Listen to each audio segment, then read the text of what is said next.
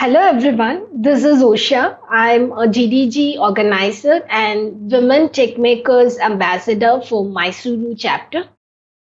I'm also a Kaggle Grandmaster and I'm currently the Data Science Global Ambassador for Z by HP and NVIDIA. I'll be joined by my co-presenter Akshay Bahadur. He is an ML GDE in machine learning and he is also a senior data scientist at Laws Corporation. Together, we will be walking through a case study on image classification where we will be identifying melanoma in lesion images. Let's get started. So in this demonstration, we are going to use a platform called Kaggle. So you can go to kaggle.com. For people who have never heard of Kaggle or not used Kaggle before, I'll do a quick walkthrough of 2 to 3 minutes for you to get comfortable with platform. Kaggle is the world's biggest community for data scientists with more than 5 million data scientists and being part of the community. It hosts a lot of great data scientists there.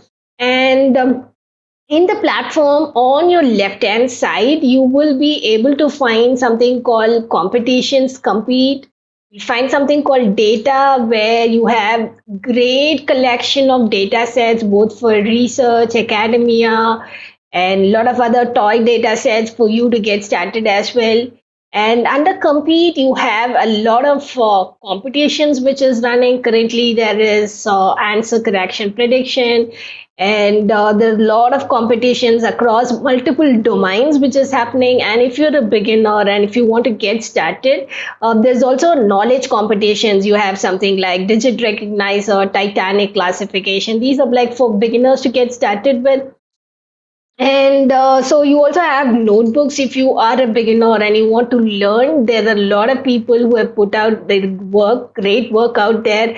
So you can also check out the notebooks. And if you have any questions, under E, there are six categories where you can categorize where your question falls under, and you can go and drop your questions. There are a lot of Kagglers out there will be answering your queries. And you also have something called Kaggle Learn, where you have great courses for you to get started with.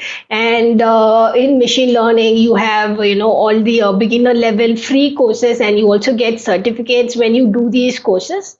And do please go check out Kaggle Learn. And we'll be using Kaggle Notebook for the code execution. So I'll quickly walk through what is Kaggle Notebook if you haven't used it before. So under Notebooks tab, I'm able to see here a black color button called New Notebook. Click on that.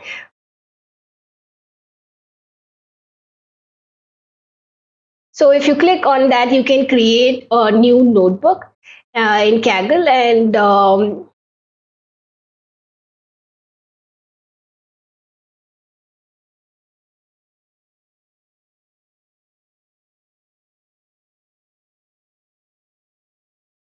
so you also have an option for selecting your language. You can choose either Python or you can choose R. Currently, there are a couple of languages which are still available for you.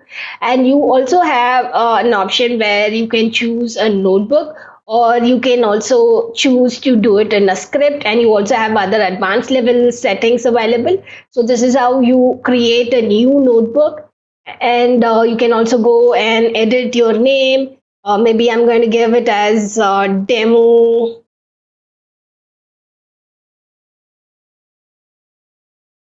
I'm going to give it as demo one. And this is my notebook. And one, two. And in order to add new code cells. If you just hover over here, you'll have plus code option. You can add as many code cells as you want, and you have plus markdown options where you can, add as many of, markdowns where you can add some piece of text. And this is a code cell where you can write your code. Like I'm going to write a single line of code now. So I'm writing print Kaggle, and in order to execute the code, I'll have to just go and click on the play button to my left, and now the code is executed. This is how you execute a code. And you also have an accelerator here, whether you get none or GP, none is CPU, GPU, or you can also use TPU V38 accelerator.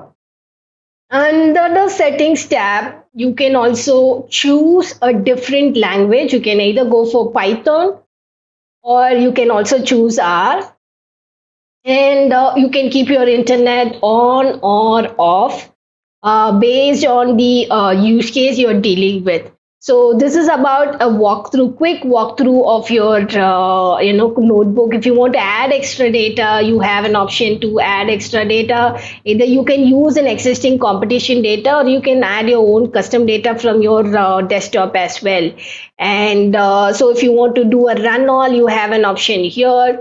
And this is a quick walkthrough of how to use Kaggle notebook. For this purpose of this case study, there is a GitHub repository already being shared with you, and also the link to the Kaggle notebook would have been shared with you. Kindly open that notebook. So you should open the Kaggle notebook, which is being shared with you. And when you open a notebook, this is how you should fork a notebook. If you take any notebook, in order to fork the notebook, you have to open the notebook, and there'll be an option called Edit My Copy. So if you click on Edit My Copy, you would have forked the notebook. So you can click on the notebook link which is being shared with you, and you can click on Edit My Copy and fork the notebook, and you can start running this notebook. So this is how you'll have to fork a notebook, and you can start running it. And so either you can run it alongside me, or if you're facing some problem, you can also watch the video later and run it, whenever you find time. I just want to give you a little heads up. Don't try to, you're going to use TPU as the accelerator. So don't try to run multiple copies at the same time, because the limit allowed is when you can open only one notebook if you're using TPUs, and for GPU it is 2, and for CPU, if you're using CPU as the accelerator, parallelly you can execute as many as up to 10, and for TPUs it's only 1. So don't try to run multiple parallel notebooks. And let's get started. This is about a brief introduction to Kaggle, and how to create a notebook and how to fork the notebook, which is being shared with you. And you will also be able to find the link in the GitHub, and it will also be mailed to you. And the problem statement which we are going to see today is identifying melanoma and lesion images. It's an image classification problem. This is a competition which was recently conducted in Kaggle, and it's SIIM-ISIC melanoma classification. It is a recently concluded one, and this competition is brought to you by two organizations. One is the SIIM, and the other one is ISIC. So SIIM is Society for Imaging Informatics in Medicine. So it's a leading healthcare organization. The main mission of this organization is they want to bring about advancements in medical imaging, like by encouraging research, education, and innovation in this field. They want to bring about innovation, advancements in medical imaging field. This is their main mission. And there's also another organization, ISIC. This organization is called International Skin Imaging Collaboration. So this organization is also running an academia industry project called the Melanoma Project. As a part of this project, they maintain a largest publicly available archive for dermatoscopic images. And these two organizations, this organization also aims to, bring about advancements and support advancements in digital skin imaging, which will end up, reducing the mortality due to melanoma. So this is the main objective of this organization. So these two organizations came together to organize this competition. And a little more explanation on the problem statement. So the problem statement is we are dealing with skin cancer. So out of the cancer forms, several types of skin cancer forms, melanoma alone is responsible for 75% of the deaths. And there's also a recent survey from American Cancer Society that there will be around 100,000 people having melanoma by 2020. So how AI can aid here, help here is if we can use AI, we can if we are successful, then we can use AI to make an early and accurate diagnostics of the patient. By doing this, the patient can, get a good effective treatment early on, which could prevent the patient from dying, which could also help in, preventing the deaths, and also help in getting an effective treatment for the patient as well. And you can develop certain instruments, or you can come up with certain techniques based on these information as well. So using AI to effectively eradicate this is the problem statement. So here under the data, if you go to this competition, under your data, you've got the data set. You've got JPEG, you've got train data, you've got TF records, and you've got test data and JPEG, and you also have some CSV files. So this problem statement contains both the metadata in the form of CSV file, where you have a lot of patient information, and you also have the image data in the form of TF records and JPEG. So you have both types of data available, but this is a very short session. So here we are dealing only with TF records. But the problem can also be solved, or you can also build a model by using both text and image data. But here in this demonstration, we are only going to use the image data, and we are only going to use TF records, the image data in the form of TF records. And more on what is TF records shortly. I'm just walking you through. You have something like test 01 687 TF record. You also have train 062071 TF records. So these are, you have both test and train TF records under the TF record tab. Now fork the notebook which is being given to you. To fork, you will be having an option to fork the notebook, either copy and edit the notebook, or edit my copy. You will have a blue color tab visible for you. You can fork the notebook by clicking on the tab. And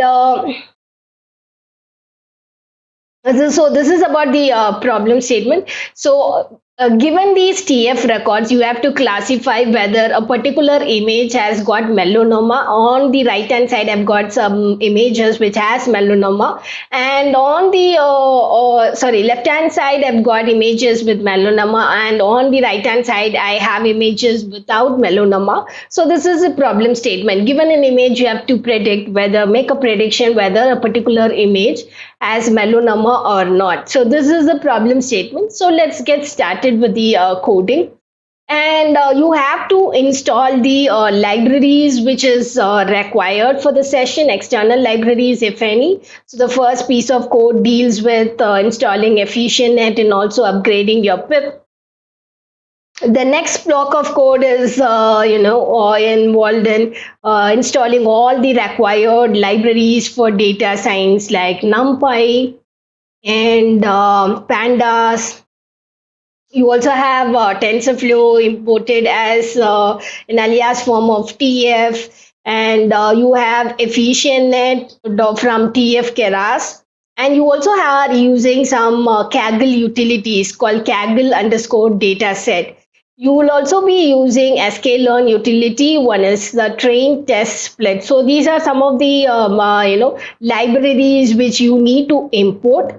And the accelerator, which I had already discussed with you, we are going to use a TPU accelerator. Unlike Colab, where you've got unlimited TPUs, here you don't have an unlimited TPU. There is a tab. Every week you have only 30 hours of GPU. So please be cautious while running this notebook as well. You only have a 30-hour limit. And so this is a TPU. Your Kaggle has got TPU. There is also TPU version V2 and TPU V3, but Kaggle uses TPU V3, and this is the configuration where it has 16 GIB of HBM for each TPU core, 2 MXUs for each TPU core, and up to 248 total TPU cores. This is the configuration for TPU V3, and this is how a TPU V3 looks like. So when it comes for tensor processing units, TPUs, most of you have already used TPUs. I mean, almost everyone uses Google products like Gmail and their Google Drive, Maps, and all these products are internally powered by TPUs. TPUs are from Google, and it's a custom developed application specific integrated circuits. And the main focus of these, main intention why these TPUs are built is because you can accelerate certain kind of machine learning workloads at a super fast speed. What are those certain kinds of machine learning workloads? Is if your neural network or your model is involving enormous amount of multiplications or enormous amount of massive amounts of additions, then TPUs are the go-to accelerators if that is the case, because TPUs can be super fast for such multiplications and additions. At the same time, TPU is not a better fit for sequential execution and all that. So, and you'll have to feed the data quickly. And there are a few places where TPUs are the go-to accelerators. Akshay will be talking more on it little later. And this is a small example, showing how GPU versus TPU comparison. See, for running a ResNet, almost anyone who has worked in deep learning must have worked with ResNet 50 architecture. So, ResNet 50 architecture running on a V100 GPU, it takes around and it takes around 216 minutes for 90 epochs. But the same thing can be 27 times faster at 38% lower cost with TPUs. So, and with just V2 pod, and with V3, it's going to be even faster. So this is just a comparison of GPU versus TPU. So TPUs should be your go-to accelerator when you're dealing with enormous amount of multiplications and additions. And it achieves these computations at a faster speed, and it also consumes less power, very much less power at a less cost. It can get all these things done. So this is about the TPUs, and a little background on what TPU is, and how it affects the performance. And to understand, to write in a code, like, you need to understand a couple of concepts. You need to understand what is TPU utilization and what is distribution strategies. So as I walk through your notebook, you can either listen to me talking about it, or you can start forking the notebook, and you can also execute the notebook parallelly. You can either watch, you can understand the concepts by listening to me, or you can parallelly run your code as well. So you've got both the options. And what is TPU initialization, and what is distribution strategies? See, most of these TPUs are usually on cloud TPU workers. So first you need to go and identify these remote clusters. Once you identify these remote clusters, then you need to initialize your TPUs. The third thing is you don't have to deal manually with how to distribute the jobs and all that. TensorFlow's high level API, TensorFlow's API can deal with it. The API which deals with it is tf.distribute. It will deal with how to. It's an abstraction to deal with TPUs. And one of the TPU distribution strategies under tf.distribute API is TPU strategy. We will be using TPU strategy. So we post your initialization. You need to create a strategy object using tf.distribute.experimental.tpu strategy. And so this is a piece of code. And so if you see this first two lines of code, the first line of code is where you're creating a TPU cluster resolver object. Once you create that, then you connect to the cluster and then you initialize your TPUs. The third line of code is where you create a TPU strategy object. So in this use case, we have a lot of code. We have code which has to be run with TPUs under TPU using TPUs, and we also have a pre-processing steps where we don't have to run that piece of code with TPUs. So the code, which especially your model building, that's where there's a lot of multiplication and additions and all coming up, right? So that piece of code has to be under the strategy, under this scope of this strategy. So whichever code you want it to be run under using TPUs, you will have to put it under strategy.scope. So this is about TPUs. First, identify the remote cluster. Once you identify it, connect to the remote cluster, and then initialize it. Then create a tf.distribute or tf.tpu strategy object. And this object also comes with an attribute which is number of replicas, and saying you'll be able to know number of replicas for your particular piece of execution. And here it's going to be 8 replicas. And one more thing which you need to run is TPU can only read data directly from Google Cloud Storage. So in order to copy your data, whatever data you're using for the execution, in order to copy the data to the corresponding GCS bucket, there is an utility from Kaggle which we will be using. That utility get underscore GCS underscore path. Using this utility, what we'll do is we'll take these TF records and we'll be putting it into the GCS bucket, which is associated with your co-located with your TPUs. We are doing this because TPUs can read direct data directly from your Google Cloud Storage. So this is very important.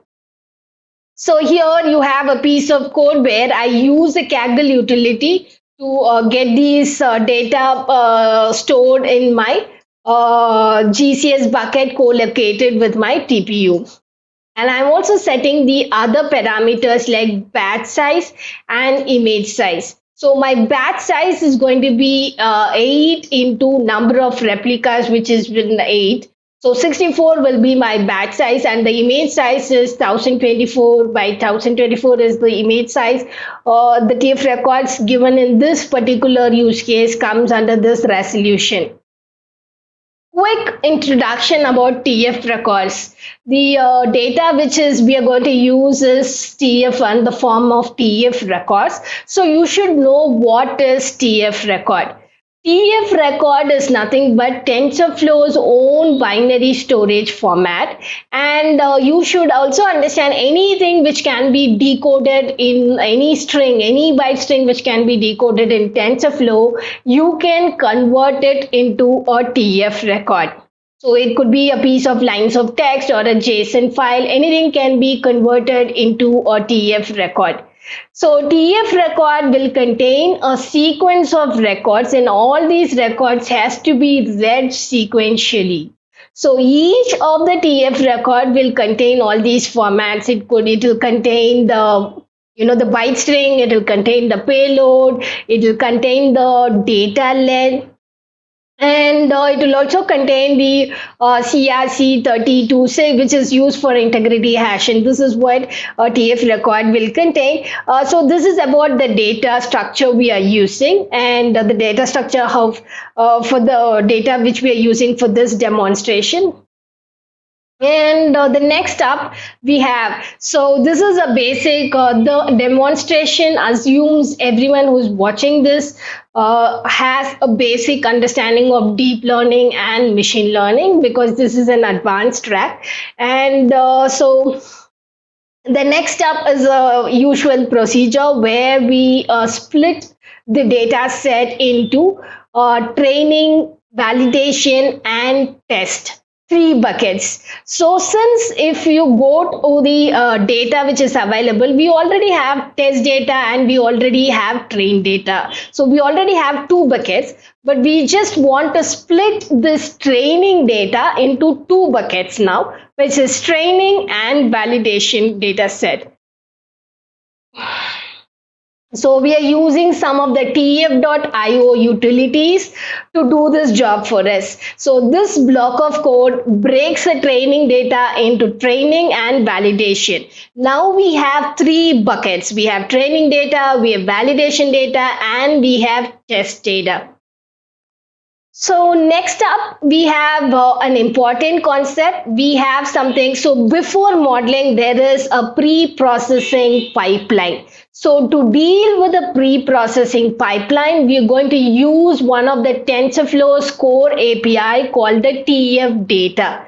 So from this diagram, you can visually see TF data is helping you with parallel execution. Thereby, it brings down the idle time. Sequential execution, if you have to do an input output fetch, then if you have to do a transformation, and imagine the sequential input output execution can delay your can result in an increase in the idle time. But if you use tf.data pipeline, you can bring down this idle time considerably, and it also helps you with parallel input output processing. So a little more on the TF data pipeline. There are a few things which you need to understand about the TF data pipeline. So using this TF.data core API, you can build complex input pipelines. And the TF.data API also has got several advantages. It can deal with huge volumes of data, and it can deal with data from disparate sources, and it can also deal with data with different formats.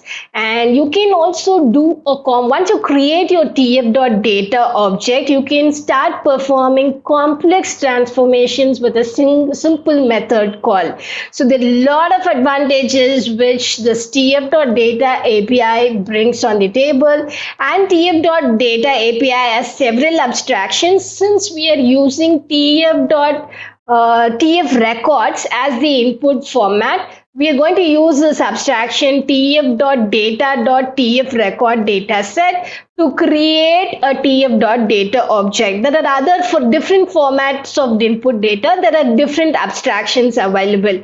So since our data set is tf record format, we are using this particular abstraction to create a tf.data object. Once I create my tf.data object, I can perform lot of transformations on it. I can do transformations like map, where if under my, for every element in my tf.data, if I want to apply a certain function, then I can go for the map transformation. Or if I want to group a bunch of elements together, batch a bunch of elements together and apply a transfer, apply a function to it, or do a certain processes on it, then I can go for batch transformation. If I want to shuffle the elements, then you have shuffle transformation. And if you want to prefetch the elements to reduce the idle time, you also have prefetch. There are a lot of transformations in the documentation guide. I would highly recommend go and check that out. I have of this demonstration uses a very few transformations, but there are a lot more which is not mentioned here out there. If you want to know all about data transformations and TF.API, the best place would be the TensorFlow documentation. So this is a brief introduction to what is TF record and what is TF.data core API. So what is coming up in the next piece of code is I've just drawn a simple diagram to help you understand what's going to come up next. So I have written of some of the utility functions. TF dot read TF record is an utility function. A load data set is also a utility function. So this load data set will be called by three more utility functions. There will be a utility function for loading the train data. There will be a utility function for loading the validation data, and there is also a utility function for loading test data. So if you go down, you will be able to see the utility. Go down, further down, you have utility function like get training data set, get validation data set, and get test data sets. You have three utility functions out there. You have a utility functions for doing augmentations. If you go down below the butterfly, you've got four utility functions. One is for the augmentation, the other three for doing manipulations on training data set, on validation data sets, and for the test data sets. And in order to help you understand what's the framework now, in order to help you understand the framework, I'm going to I've written small diagrams which will help you understand the code flow below. So you have a load a data set, which is an utility function which calls two functions. One is tf data dot tf record data set, and which also calls another utility function read tf record.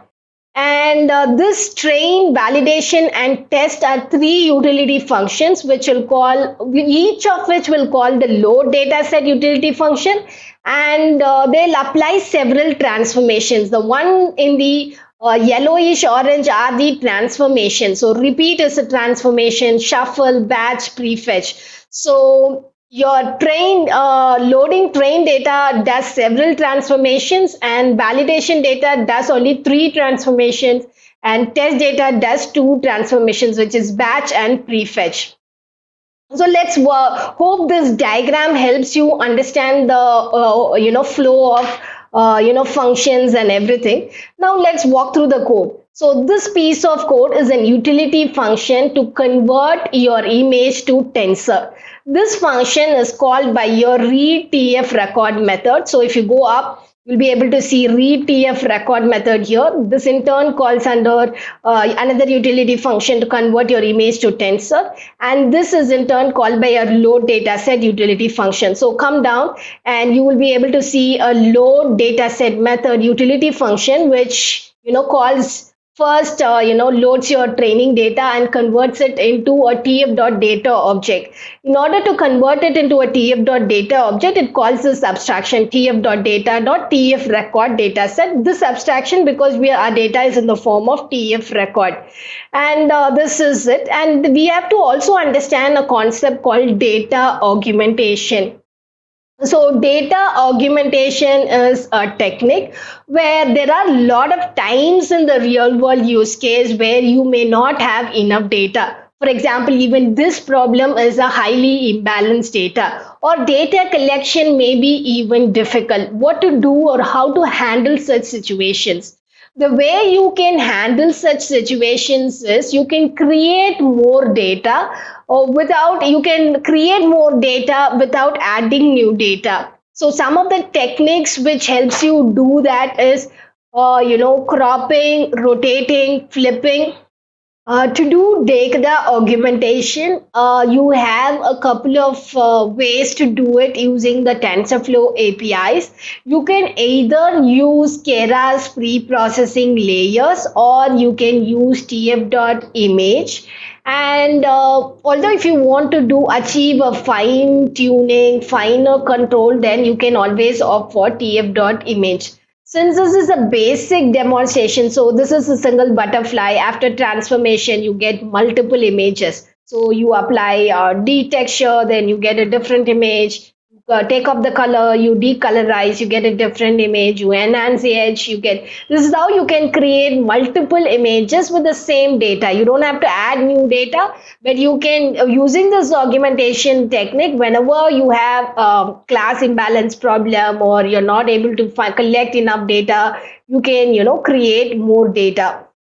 And we are going to use tf.image from to do this data augmentation. There are multiple transformations possible. In this demonstration there is only one transformation, random flip right left right, but there are multiple transformations possible. Kindly check the documentation for the transformations. And after this, there are three utility functions. Each of these utility functions does this job mentioned in this diagram, like they call the load, augmentation, repeat, shuffle, batch, prefetch. So this is what each of these three utility function does. So we've come to the end of the pre-processing stage and we're going to get started with the modeling. So the learning rate we are going to use in this demonstration is going to be a cyclic learning rate. To keep it simple, the cyclic learning rate will help you, achieve faster, training, and it will also help you in understanding the optimal learning rate. And there's also another concept called super convergence, which you need to understand about it. I've quoted a source notebook here. You can go through the notebook for a deeper understanding of what is cyclic learning rate. And so this is a utility function to this is an utility function to generate a learning rate using this technique. And so now finally to the modeling part, we're going to use a deep learning architecture called efficient nets to explain efficient nets in a very intuitive way and in a very simplified way. I can tell you this. So scaling up of convolutional networks, you can do it using three ways. You can either scale up the width, or you can scale up the depth, or you can scale up the resolution. These are one of the ways where you can do the scaling up. But instead of just opting for one of these methods, you're going to do scale it across all three dimensions using a special component called compound scaling coefficient. So you will have to find, using grid search, you have to find the relationship across these dimensions with depth and resolutions. Once you identify the relationship, you will come up with a compound coefficient for scaling up uniformly across these three dimensions. This is the basic concept which is involved in efficient net.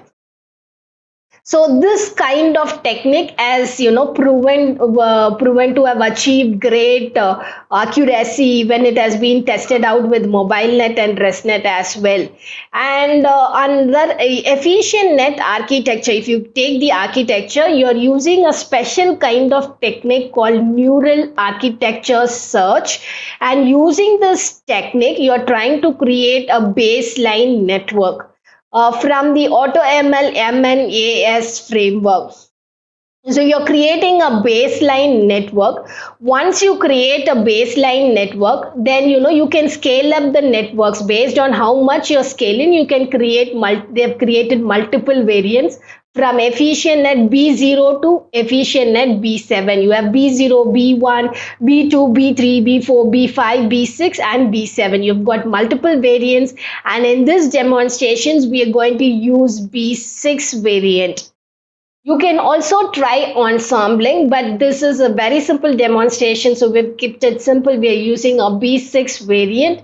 And this is a simple graph which shows compares the performance of efficient across the other convolutional neural networks. It's quite evident that efficient and B7 variant is much more better in terms of accuracy.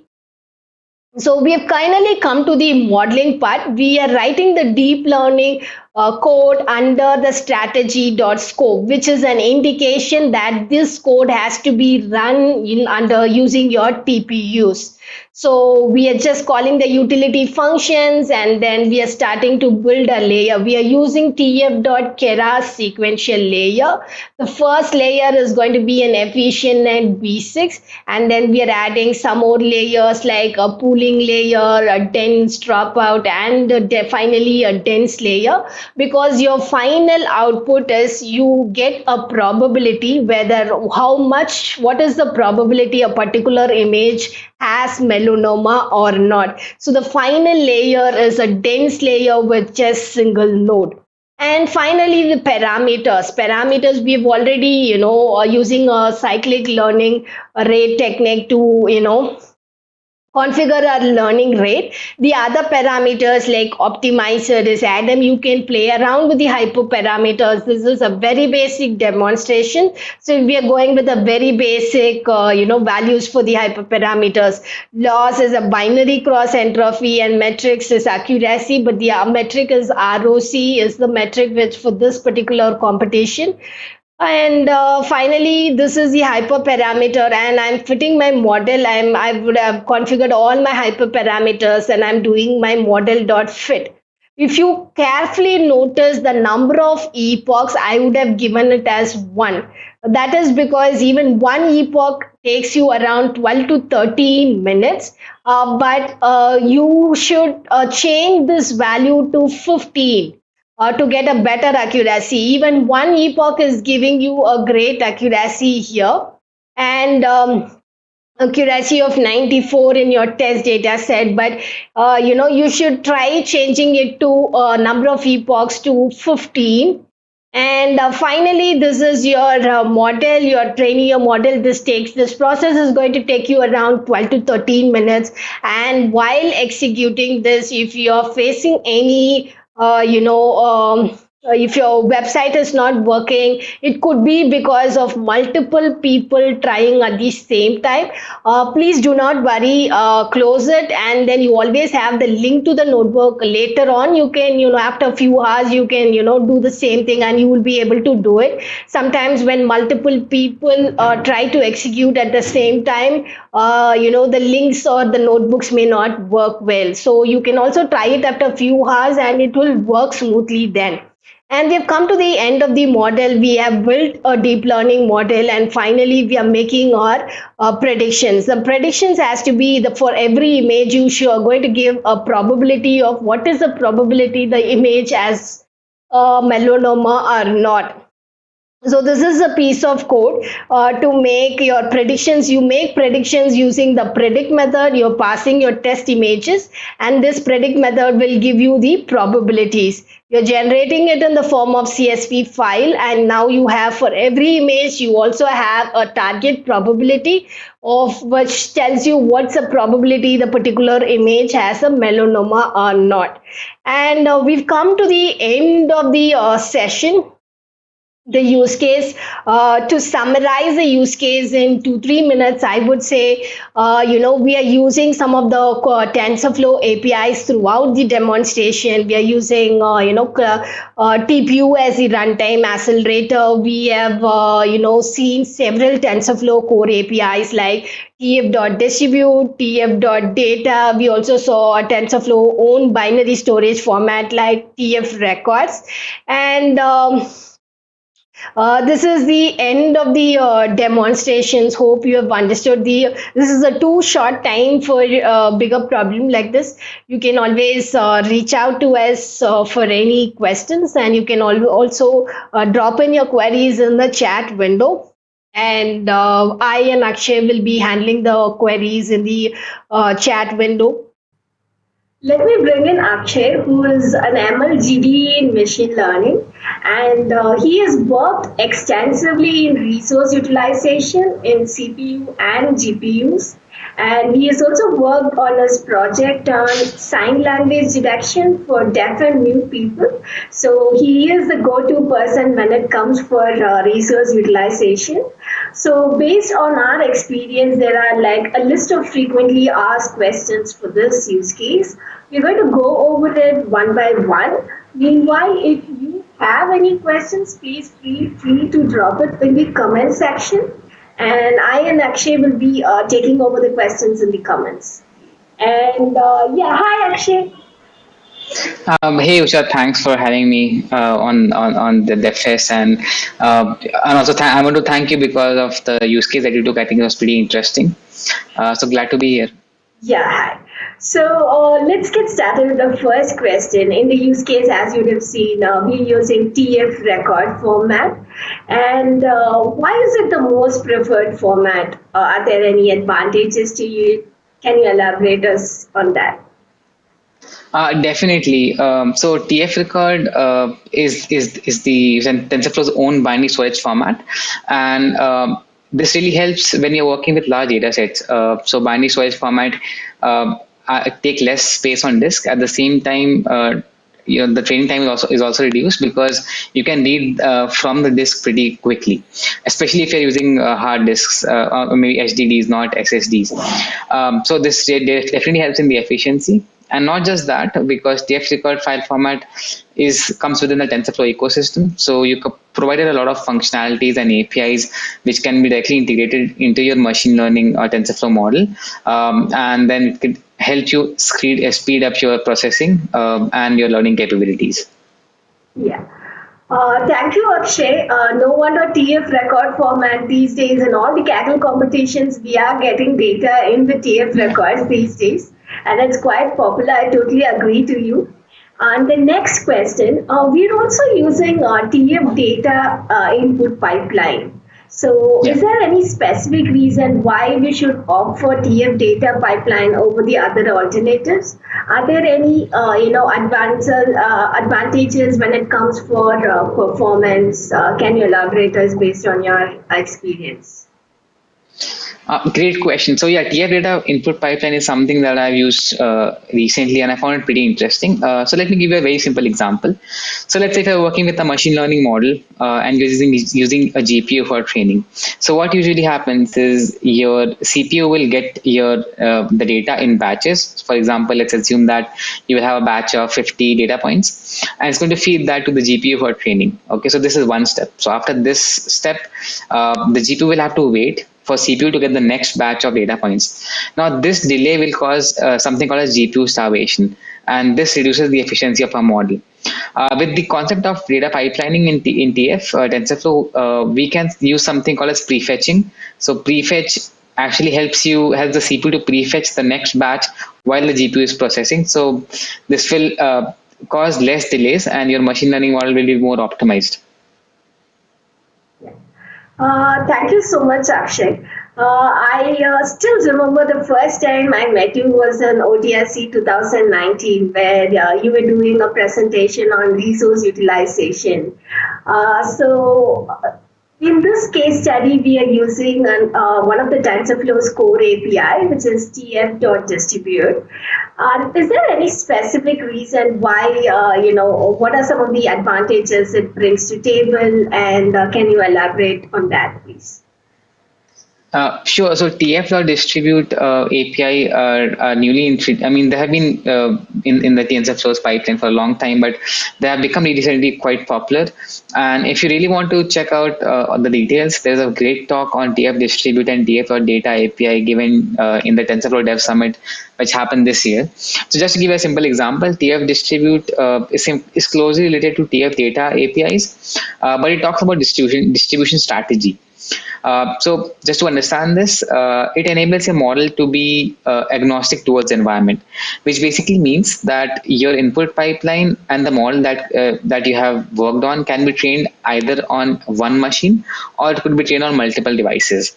So in this case comes the concept of distributed training, and this distributed training reduces the time taken for a model to converge, and this can be done using parallelizing the workloads across multiple GPUs, either in one node, or it could also be done across it could be done across multiple GPUs in a cluster.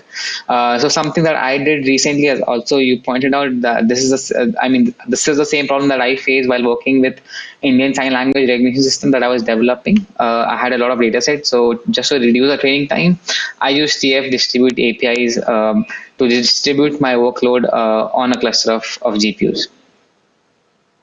Thank you so much, Akshay. And coming back to the modeling part, here you might have noticed we are using EfficientNet architecture and we're using EfficientNet B6. And in general, can you give us some tips for dealing with EfficientNet set of models? Like, what are some of the tips for tuning them?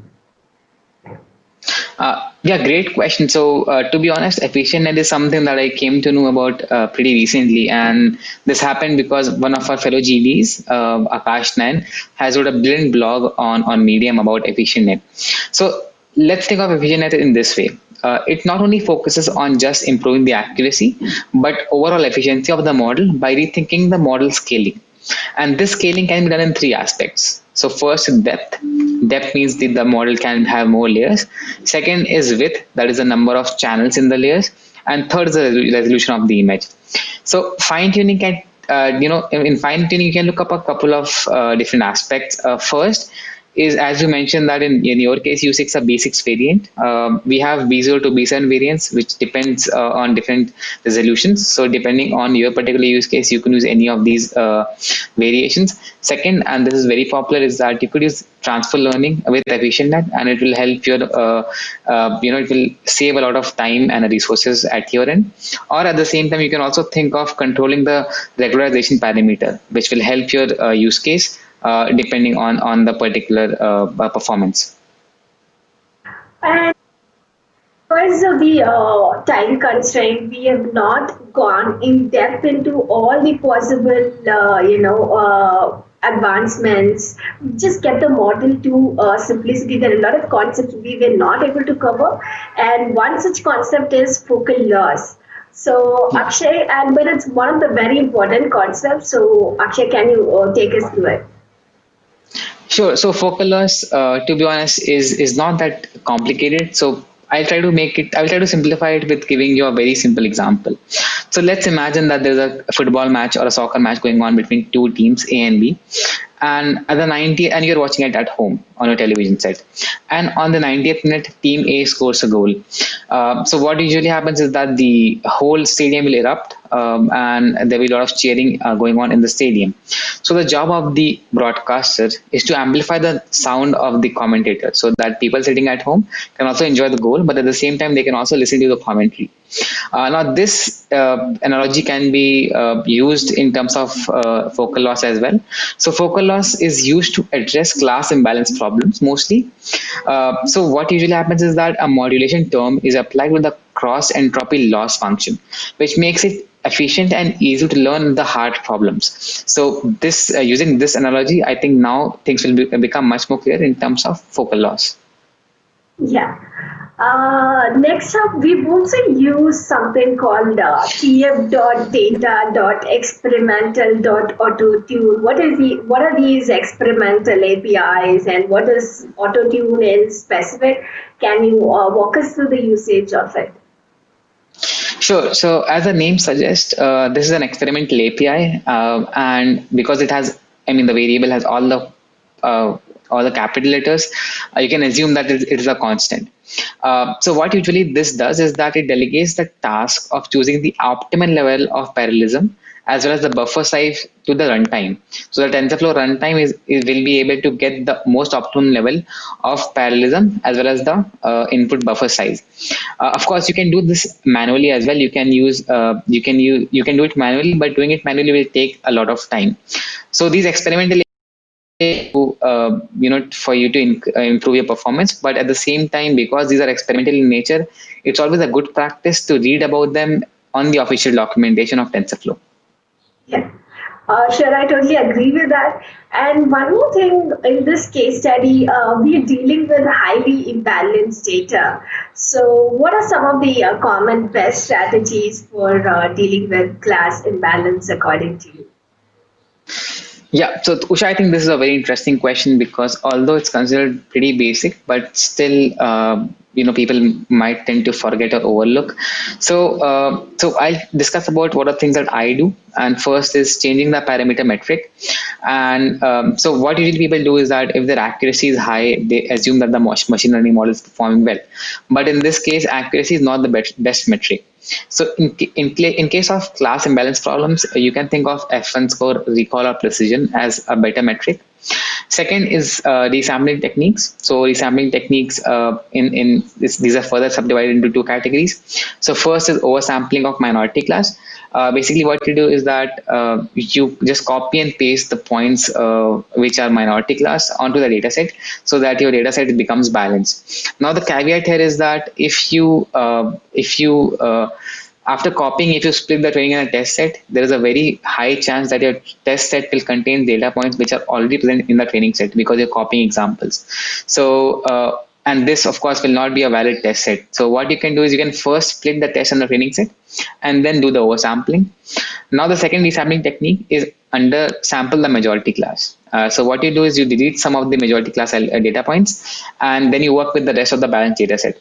Now, the caveat here is that you are losing out some information. So if your data set is pretty huge, and if you can afford to lose some information, then you can go with undersampling of the majority class. And the fourth one is pretty important, and this usually plays an important role in image dataset is generating synthetic examples. Basically, you use some sort of an image augmentation technique or upsampling techniques to create your own synthetic examples. And this is something that I did while working with my project on sign language, because I was only like 4 or 5 people were creating data sets. So I wanted to use a bigger data set, of course. So that's why I created my own synthetic examples. So I hope these points make things much more easier for you. Yeah, yeah, thank you. And the next question, big bad question, is like some of the tips and tricks for better utilization of TPUs. Do you have any suggestions?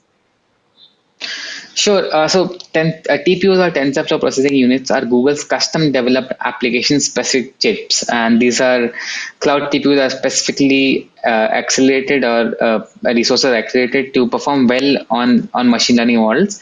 That is, they can perform well, they can perform pretty good with matrix computations as well as linear algebra problems. So now the real question that you should ask yourself is that when should you use TPUs and when not to use TPUs? So if your model has a lot of matrix computations, it has a lot of linear algebra, then you should go with TPUs. Second point is that if your model does not have any custom operations inside the main training loop, then you should use TPUs, because if you have some custom code, your TPU might not be able to optimize that well. Third is, let's say if your model is training weeks or months to train, then you can use TPUs to accelerate that performance. Or fourth, if you're working with larger batch sizes, so if you have large batch sizes, that means that you will have more computations, and that's when TPUs are most effective. So it's very important for us to, because TPUs are free for Google Colab users, it's very important for us to use it responsibly so that everyone can get the benefit from it. Yeah, yeah. And so we come to the final question for the day. So, what is this OOF ensembling technique? It's there all over. Can you share some insights about it? Yeah, so let's break this problem into different chunks. So when we talk about out of fold predictions, first we'll have to understand what is k-fold cross validation. So basically, what usually happens is machine learning algorithms are evaluated using this technique called as k-fold cross validation, and the predictions made on the test set are called as out of fold predictions. And let's now talk about what is ensembling. An ensemble is a machine learning model that combines two or more machine learning model to work on the same training to work on the same training set, and they give you a kind of a combination of a model.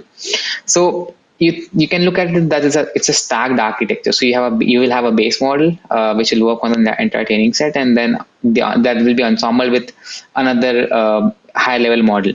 So the problem here is that when you're working with the upper layers of the models, you can assume that probably all these might have already seen the training set or the test set that is already present from the base classifier.